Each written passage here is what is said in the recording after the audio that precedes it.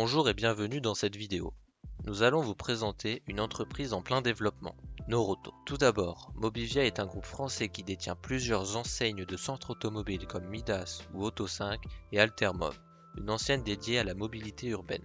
Noroto, anciennement appelé Max Auto, est une entreprise française datant de 1970 et a été créée par le groupe Mobivia. Noroto appartient au secteur marchand car elle crée des services pour faire du bénéfice et créer de la richesse. Elle produit de la richesse, donc elle a un but lucratif. Aujourd'hui, Noroto compte près de 350 franchises en France et compte élargir son réseau en ouvrant près de 10 franchises par an. Focus sur un établissement du groupe. L'établissement Noroto de Nevers appartient à la holding Godignon qui possède plusieurs franchises du groupe national.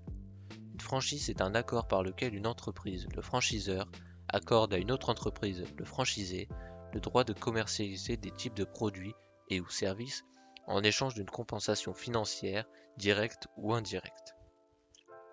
Une holding est une société qui prend des participations financières dans une autre société et qui en dirige ou contrôle l'activité. En 2020, la holding Godignon possédait 8 franchises Noroto dont le site commercial de Nevers.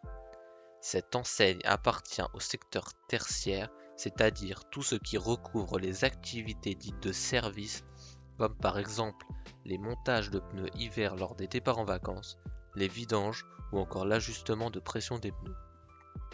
Il y a également une boutique où les clients peuvent acheter des produits comme des courroies de distribution, mais aussi des accessoires pour la voiture comme des coffres de toit, des autoradios ou encore des sièges enfants.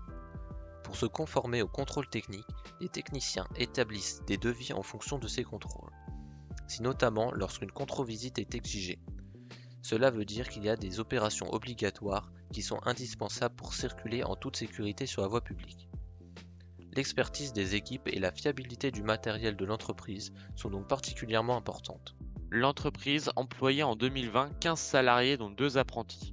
Il s'agit donc d'une PME, petite ou moyenne entreprise, c'est-à-dire une entreprise comptant moins de 250 salariés. Son chiffre d'affaires augmente depuis sa création, même s'il a naturellement baissé lors de la période du confinement liée à la pandémie du Covid-19.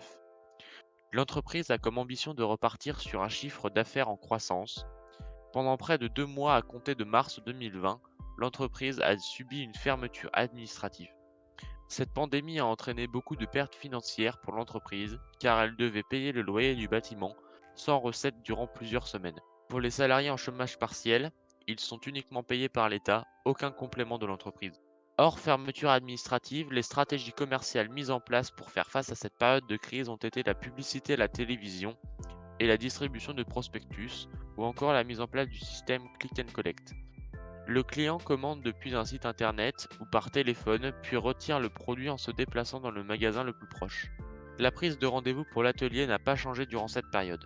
Les prix de marchandises sont fixés grâce à une étude de marché. Les produits sont tout d'abord achetés en grande quantité auprès des usines, ce qui permet de faire une économie d'échelle. Nos commandes sont réalisées via la plateforme Noroto qui, elle, a géré les commandes de groupe pour tous les Noroto de France. Ensuite, les responsables marketing recherchent un prix d'acceptabilité, c'est-à-dire le prix auquel le client va accepter d'acheter les produits ou utiliser les services de l'entreprise. Le service marketing prend en compte les prix pratiqués par la concurrence pour offrir au client un prix plus attractif, tout en permettant à l'entreprise de dégager une marge commerciale qui correspond au chiffre d'affaires moins les coûts de production des services. L'entreprise Noroto, au fil du temps, a su se développer et s'adapter aux circonstances environnementales comme la concurrence, les évolutions technologiques et récemment la crise sanitaire. Son développement a été réussi grâce à l'augmentation du nombre de franchises et à l'amélioration de sa marge commerciale. Son adaptation a été également réussie grâce à la mise en place de différents modes de commercialisation tels que le e-commerce, le drive et le click and collect. Pour continuer à perdurer dans le temps, l'entreprise Noroto peut continuer à innover dans la formation de ses salariés aux nouvelles technologies, trouver de nouvelles méthodes de travail, mettre en place de nouveaux outils et process pour améliorer la productivité. Merci d'avoir regardé notre vidéo.